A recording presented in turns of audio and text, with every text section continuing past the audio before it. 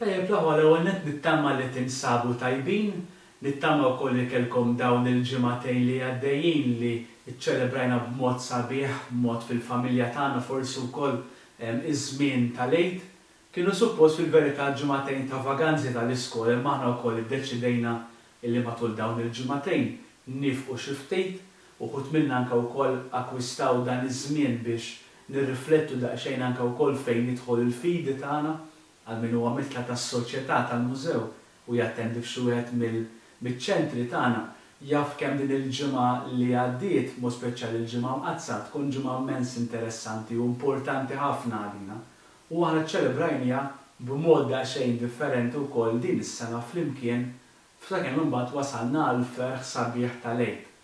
U forsi hawnhekk ngħaddi ħsieb żgħir minkejja li din iċ-ċirkustanzi li qegħdin tajjeb li dan il-ferħ li jġib miegħu l-qawmien ta' Ġesu mill-mewt l-Eid il-kbir u jkun ferħ li aħna nibqgħu ngħixuh matul il-ġranet kollha ta' ħajjitna, anke meta l-mumenti jkunu xi ftit diffiċli wkoll anke għalina. Kif semmejna qabel ħriġna daw il-vaganzi tal-Eid u anke wkoll minn issa l qudiem kif ġiet moddija min-naħa tal-iskola. Bħala skola se nkunu qegħdin naħdmu ħafna permezz ta' dawn il-Microsoft Teams. Naf li ħafna minnkom qegħdin isiru mitħla sew kellkom dawn il-ġimagħtejn li għaddew biex isiru mitħla tajjeb ta' din is-sistema l-ġdida li hija immens interessanti ħafna anke wkoll għalikom biex insegwu minna kif anke wkoll ġieli qegħdin tagħmlu intom f'każ li jkun hemm xi problema mhux qed nifhem xi ħaġa jew tixtieq tistaqsi xi ħaġa wieħed jista' juża anke wkoll dan il-metodu. Qabel spiċċajna l-aħħar lessons li kellna, konna bdejna nitkellmu ftit dwar is-suġġett climate change. U hawn nixtieq ngħaddi ftit punt għal dawk li forsi din hija l-ewwel lezzjoni illi qegħdin isegwu. S'issa aħna kellna numru ta' lezzjonijiet qabel, propri tkellimna ftit dwar climate change, tkellimna ftit dwar pollution u x'inħoloq, u fl-aħħar lezzjoni tkollna tkellimna dwar air pollution. Illum se nkunu qegħdin nitkellmu ftit fuq it-tieni tip ta' pollution, ħa nitkellmu daqsxejn fuq land pollution. Jiġifieri meta jiena ser ikolli contamination tal-art. L-aħħar darba meta konna tkellimna dwar air pollution jekk tiftakru, konna jsuqsamnija fi 3 partijiet il-lezzjoni. L-ewwel parti konna rajna xi tfisser air pollution, imbagħad wara konna rajna u saqsejna l-mistoqsija imma x'qiegħed joħloq air pollution. U fl-aħħar imbagħad konna spiċċajna billi saqsejna l-mistoqsija jien nista' naqqas mill-air pollution jew x'nistgħu nagħmlu aħna bħala bnedmin biex innaqsu ftit l-air pollution. Illum fejn jidħol land pollution se nkunu qegħdin nagħmlu għall-istess. Jiġifieri l-ewwel se nkunu qegħdin naraw ftit xi tfisser land pollution, imbagħad ħanaraw daqsxejn il-mistoqsija x'qiegħed joħloq land pollution u mbagħad wara x'nistgħu nagħmlu biex aħna din il-land pollution inkunu nistgħu innaqsuha. Imma biex nibdew dan is-suġġett, hekk nitlobkom li ssegwu ftit dan il-filmat flimkien li huwa immens interessanti u ħallu fl-istess ħin u jurina daqsxejn żgħira dak li aħna bħala bnedmin qegħdin ngħaddu minnu wkoll fejn jidħol il-kontaminazzjoni tal-art, land pollution. Hekk huwa filmat interessanti ħafna mhux biss għax huwa gustus kemm qed jgħid il-aħwa kemm huwa esaġerat, ma nemmen li l-ħsieb ta' wara mhux veru huwa immens kbir huwa immens importanti. Allura ejjew nitilqu ftit. Xi tfisser meta nitkellmu dwar land pollution? Se naqra ftit id-definition li għandi hawnhekk, imbagħad ħankunu qegħdin nispjegawha ftit biex nifhmuha. U għandek land pollution is the deterioration or destruction of the Earth's land surfaces, often directly or indirectly as a result of man's activities and their misuse of land resources. Mela, dan il-paragrafu kbir, ejjew naqsmu biċċa. Mela land pollution tfisser the deterioration, id-deteriorazzjoni ġifieri qed inkissru għalhekk hemm anke fil-bracket il-kelma destruction sejra lura, qegħdin inwaqqgħu il-livell tagħha. Meta tal-art stess, meta aħna b'mod jew dirett, ġifieri nagħmel xi ħaġa lill-art veru nagħmilha ħsara, jew inkella nagħmel xi ħaġa u b'mod indirett, ġifieri mhux l-iskop tiegħi li nagħmel ħsara lill-art, imma b'dak li qed nagħmel ħsara kbira lill-art tagħna minħabba jew l-attivitajiet li aħna nagħmlu bħala bnedmin li ħafna drabi jew inkella x'aħna ma nkunux nafu kif nużawhom tajjeb. U allura mal-ewwel tiġi l-mistoqsija imma x'qiegħed jikkawża land pollution, x'qiegħed joħolqu. Ejjew naraw biċċa biċċa. Ħafna drabi anke wkoll mir-ritratti li se nkun qed nuri ħanuri daqsxejn affarijiet li huma anke wkoll lokali għax aħna konna semmejna illi fejn jidħol land pollution u l-air pollution u water pollution ħan nitkellmu darba li jmiss. Mhijiex xi ħaġa li qed tiġri mad-dinja kollha u Malta le. Anzi pjuttost l-aħħar darba konna semmejna illi fejn jidħol Malta għandna problema fit-tlieta li huma kemm fl-arja u tkellimna dwarha, kemm fl-art ħanaraw illum u anke wkoll fl-ilma mbagħad naraw hekk Alla jrid id-darba li jmiss. U allura se nużaw ritratti biex anke nifhmu ftit x'qegħdin naraw aħna fil-gżira tagħna wkoll. X'qed jikkawża? L-iktar ħaġa li hija popolari u li għandhom żgur anke wkoll tgħaddi minn moħħkom. Huwa dak li ngħidulu solid waste. Li jiena narmi barra. Il-ħmieġ li jintefa' mhux biss fit-triq li jiena nkun għaddej bil-karozza u narmi xi ħaġa minnha. Jiena ħafna drabi meta nara din il-biċċa xogħol ngħid miskin dik il-persuna, hija persuna immatura ħafna, mimma mhux kapaċi li tifhem ġveru l-ħsara li tista' tagħmel. L-ewwel netta x'ħajkun hemm persuna oħra li ħadqod tiġbor warajha jekk dik tinġabar. U f'każ li dik ma tinġabarx, ħadd tħammeġ il-post fl-għajn jidher ikraħ, imma anke wkoll se jkun tagħmel ħsara lil persuni oħrajn jew inkella lil annimali oħrajn. Mela hekk għandna solid waste that this include all the various kinds of rubbish we make at home. Ġifieri anke dak li narmi l-ġoddar, irid noqgħod ftit attent, infatti ħanaraw għad-darba li jmiss kif nista' nnaqqas hija xi ħaġa li tant f'dawn l-aħħar ftit xhur saret ta' importanza kbira f'Malta fejn jidħol iż-żibel li aħna narmu. In school, in hospitals, in market, at work.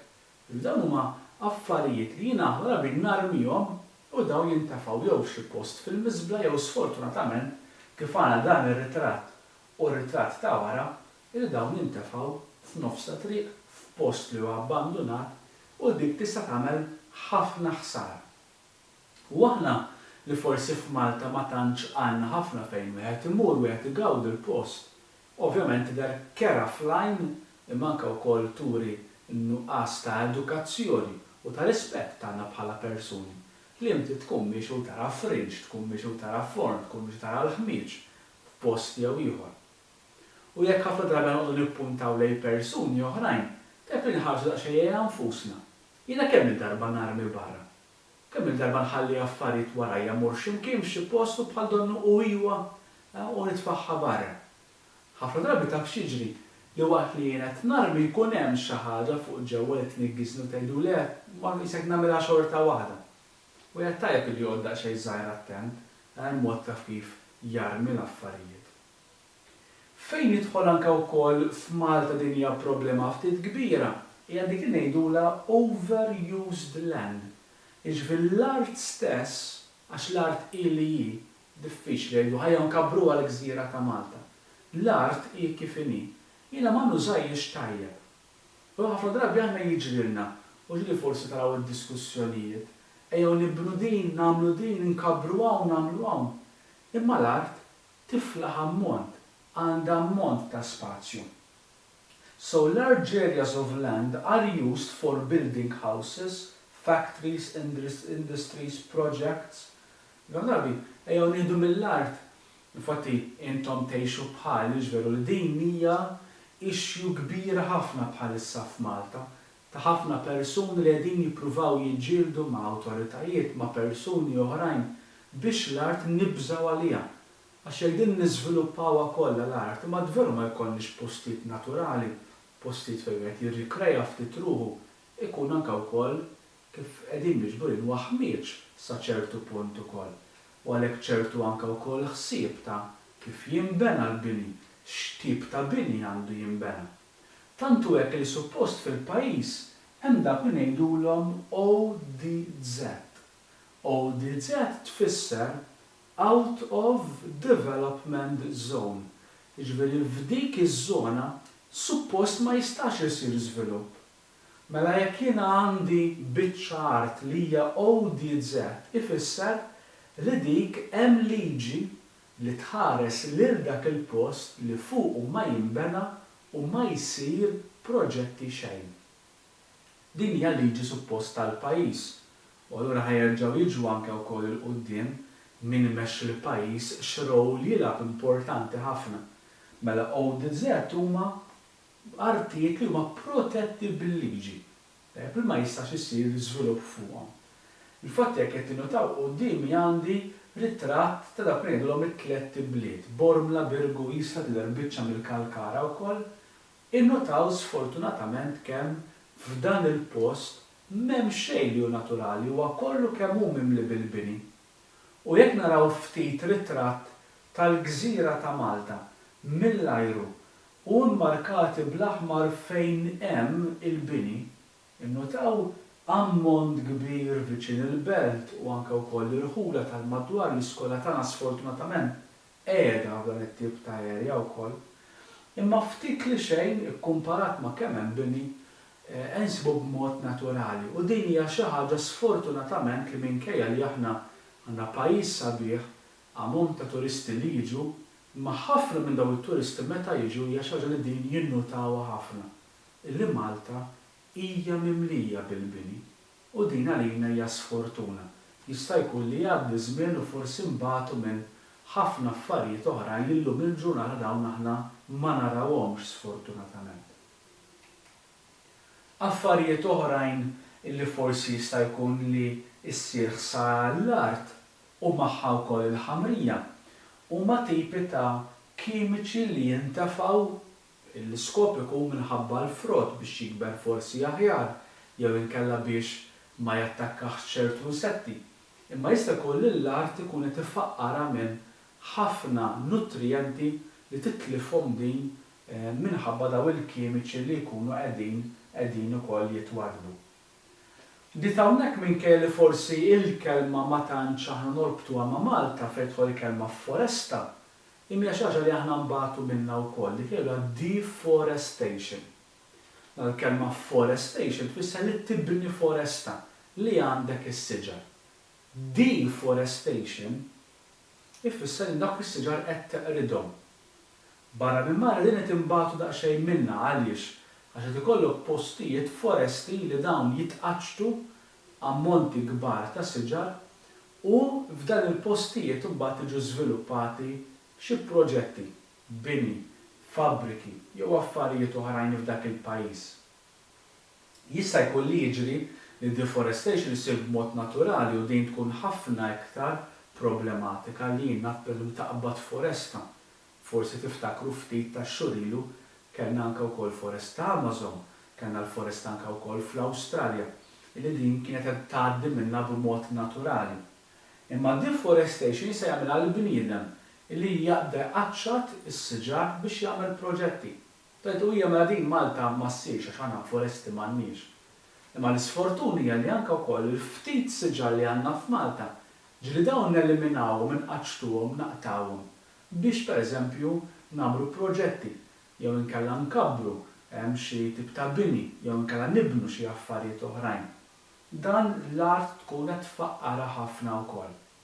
U jekk tinnutaw ftit din iġġib ukoll preżenza ta' nuqqas ta' kwalità ta' arja magħha. Allura wieħed tajjeb li joqgħod daqsxejn attent. Il-mistoqsija infatti li se nkunu qed nistaqsu issa hija allura aħna kif se nkunu qegħdin innaqsu din il-land pollution?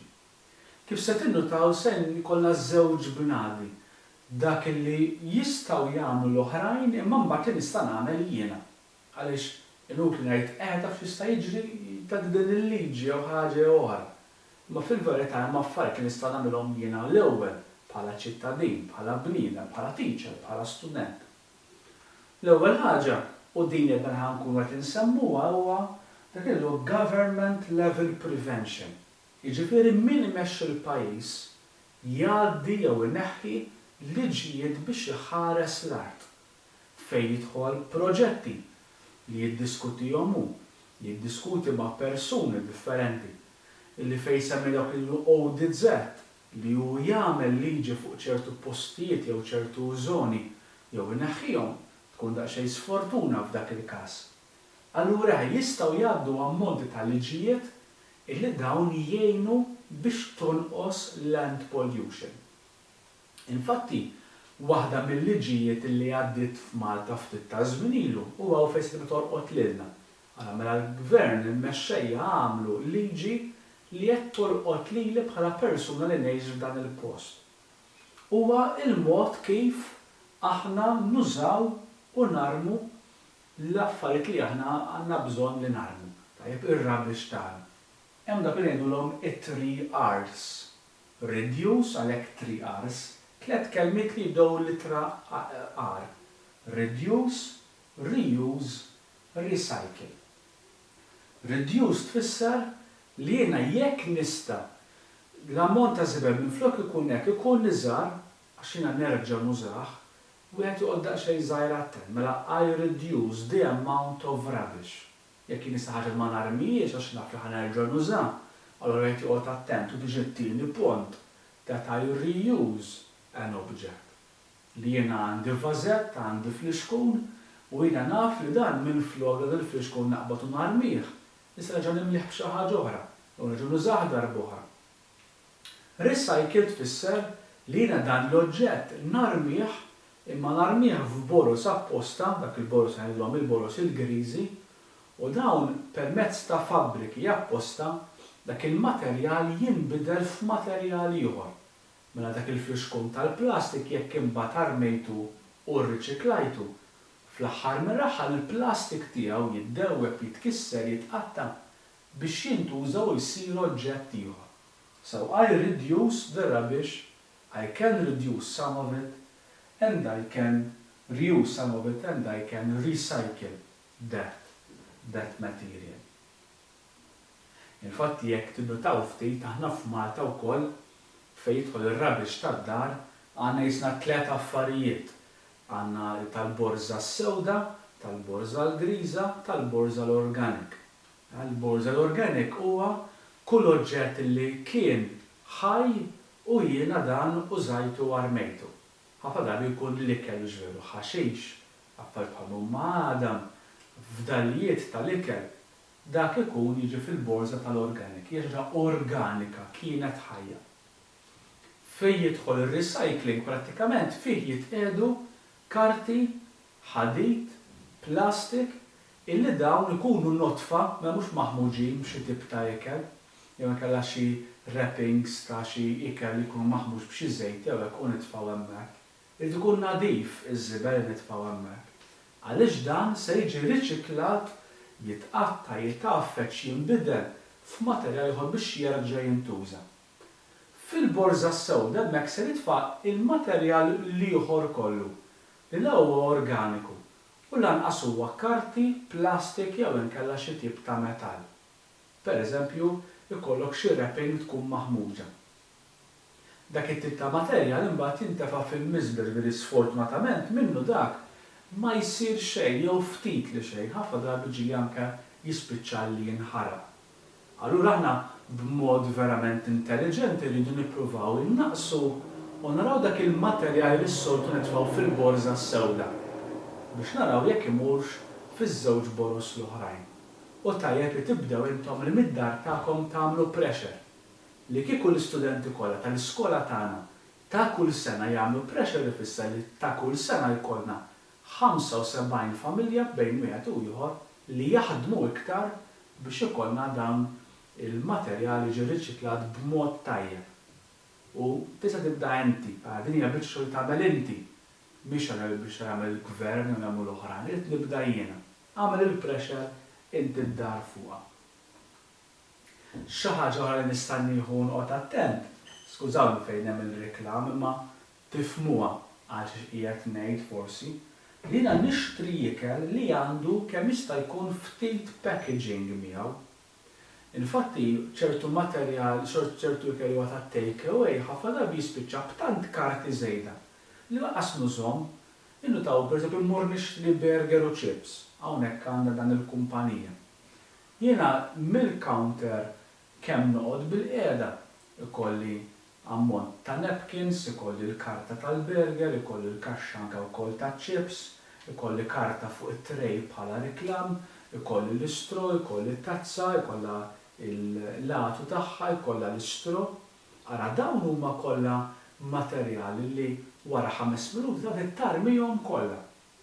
Allura wieħed tajjeb li biftit intelligenza jgħid nista' jiena nixtri ikel li ma jkollux daqshekk packaging.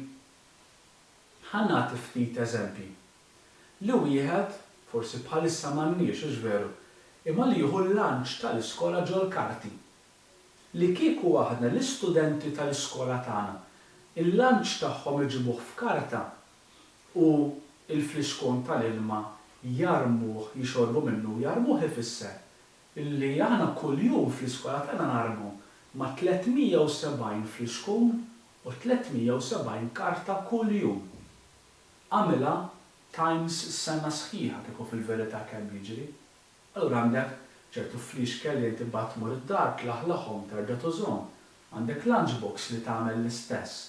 Ara jien nista' nagħmel xi ħaġa u nnaqqas l-ammont ta' waste li nkun qiegħed narmi. Xi ħaġa oħra li nista' nagħmel hija that I plant more trees and take care. Da ħafna drabi anke bħala pajjiż ġieli kellna ammont ta' proġetti, inkluż għandna l-iskola tagħna l-eko skola li tagħmel il-biċċa xogħol. Mhumiex ħaġa li jagħmlu oħrajn biss, imma xi ħaġa li nista' nuża anke wkoll naħdem fuqha jien bħala persuna. Nibda fid-dar tiegħi stess, jew kellha fl-ambjent li ngħix. U anke wkoll forsi erba' tim oħra tikber, tkun persuna li tħeġġiġa ħafna li fejn tkun inti, jew kellek kollok xi rol li tagħmel xi deċiżjonijiet li din tagħmilha. Li jiena ma nnaqqasx siġar, anzi nżidhom u nibża għalihom. Żgur li dan imbagħad iwassal li jitlaq il-barra minnu kwalinkwa tip ta' vandaliżmu. Li jiena nagħmel ħsara l-art, nagħmel ħsara oġġetti, nagħmel ħsara ħitan, għal ġewwa parti mill-art. Jiena qed inħammeġ l-iskop huwa li jiena inkisser jew nagħmel ħsara. Il-vandaliżmu qatt mhu tajjeb, qatt mhu aċċettat li ma tistax inti tkun bniedem li tibża l-ambjent u tagħmel vandaliżmu. Ibża l-affarijiet kollha li inti tiltaqa' magħhom. Fl-aħħar mill-aħħar, l-affarijiet kollha li inti ddur u ssir barra dawn saru ħafna drabi mill-flus tiegħek stess u tal-ġenituri tiegħek. Għaliex il-gvern juża minn dik it-taxxa biex ikun jista' jagħmel dawn il-proġetti.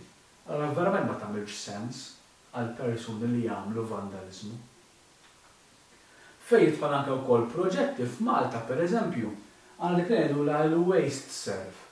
Biex persuna ma tarmilx barra sa ftit ta' snilu kien hemm dawn il-persuni, dat-television mhux qed jaħdem, mmur xi fil-karozza bil-kwiet u nitfgħu. Il-friġġ qed tissaddef mhux qed taħdem tajjeb, immur nitfaħħa taħt ħajt tas-sejjieħ jew nitfaħħalu xi kantuniera x'imkien. Illum anke wkoll biex innaqsu din u dan il-materjal nerġgħu nużawh. Fost l-oħrajn il-gvern għandu l-kumpanija tal-waste serve hemm numru ta' ċentri madwar Malta u Għawdex li inti tmur fihom u tarmi dawn il-materjali. Infatti jista' jkun li forsi xi li jiena ġieli mort, forsi intom ġieli mortu ma' xagħat anke mill-ġenituri tagħkom. Innotaw ftit kemm aħna bħala persuni narmu. Dan huwa proġett li kien għamel fotografu barrani li prattikament kien qabad numru ta' familji u numru ta' persuni għallhom ara nixtieq illi għal matul din il-ġimgħa intom iż-żibel ma tarmuhx barra imma żommuh. U mbagħad meta għaddiet din il-ġimgħa qabad dan iż-żibel kollu firxu mal-art u qalhom issa intom imteddu ġew fih. U u beda jieħu ir-ritratt ta' daw il-persuni kemm ikunu irmew affarijiet matul dik il-ġimgħa. Qegħdin infatti din il-photo session sammija People in their own trash.